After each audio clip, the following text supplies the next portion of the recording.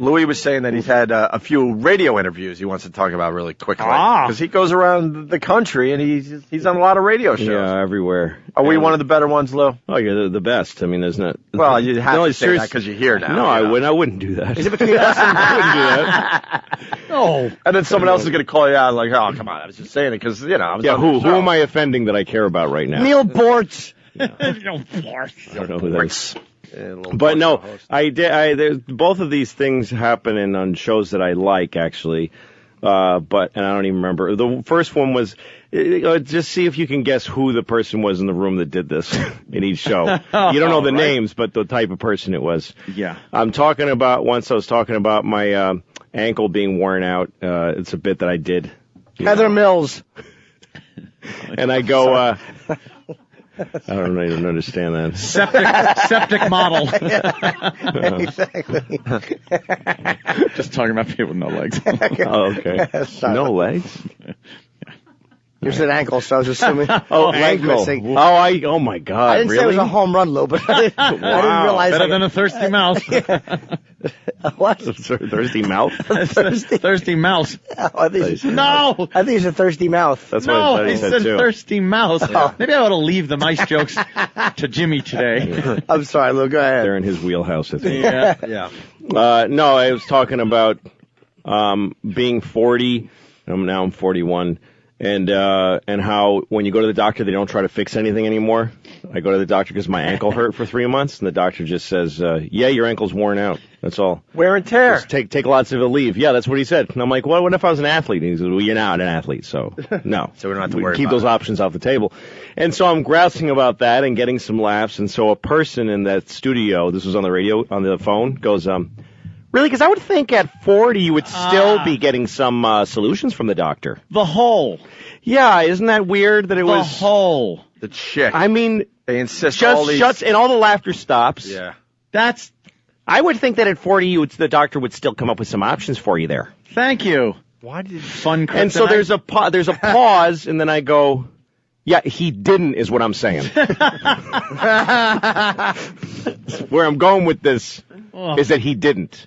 That's the engine of this piece of comedy. That's how it functions, is that it didn't. Get it, dummy? What are you helping by correcting the piece of comedy? You would think. The whole point of any piece of comedy is that you're inflating and exaggerating to a comedic effect. So it's the easiest thing to cut the legs out from under it.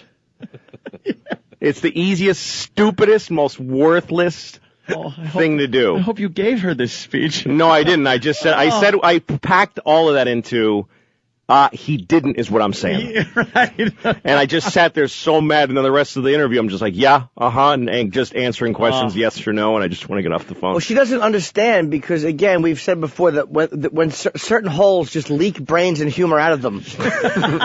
And that's why when they're on a radio show, they just get up and their seat has funny on it, but the mic has none in it. No, it's like the fun of the show is a balloon, and she literally put a vagina on the side of the balloon and let the fun out. They insist on having the women part of these morning shows. And then there was that was somewhere in Pennsylvania. I don't remember where. And then there was a show in Albany, and it's a show I really like doing. But we're talking about my kids. And I go, yeah, I've got 2 kids, and I'm divorced now, so I have my kids with me by myself all the time because we share custody. And it's hard. I have to have, like I had to take a dump the other day, and I had to do it. Can I say that? They're not going to. Oh, yeah. I had to do it with the door open because I got 2 kids to watch. Nobody else is home, so I can't unless I'm going to gather them into the bathroom to watch Daddy take a poop. I've got to have the door open while I'm watching the kids. Right. And she goes, same person, basically, just keeps moving other cities within the same morning somehow. Same genitals, same different day. show. Yeah. She goes, really? Because your daughter's 7, I would think that she could take care of herself while you're doing that. Oh, my God, that's not the point, Oh, you my idiot. God. That's not the point. And I was like, well, yeah. And then I went the other way with that one. I'm like, okay, that's how you want to do your show? Yeah. It's like, yeah, no, I guess that's true. I guess she could have. You're right. Just just clotheslined your jokes. Why would the Jews go into the bar? If they owned it, wouldn't they have been there already going over the books and the deliveries? Yes. Yeah, a guy who goes into a bar with a duck on his head, and the bartender says, "What do you want?" or something, and it's always the duck says something. Really, because I didn't think that ducks had the power of speech. Yes. And why wouldn't the bartender comment on the duck as opposed to just speaking? Really, because usually when I go to a bar, they don't even talk to me. They just seem real busy. They're an easier way to keep them from jumping on the bed. Yeah. Wouldn't a duck fall off? They are horrendous when it comes to radio. God. They're like Andy Rooney with breasts. No, but here's the thing is that I know many, many funny women, and I don't think it's a female trait. No. But no man has or will ever do that. No. In the history of my life. You kind of know what's going on, and because only a hole would be that dumb. But as a sex, I don't believe that it's a trait. No, I just there's an improv, which is a boring art, but there's art to it, it's called yes and. That's the rule of improv. It means that if somebody posits a idea, you don't say nah, because you've just destroyed the whole show. You say yes and you add something. You accept their premise and you add to it and you keep building that way. You don't just go no. I did improv once, and I just because it made me look good and made them all look bad, I was the no guy, and I shut down every scene that started.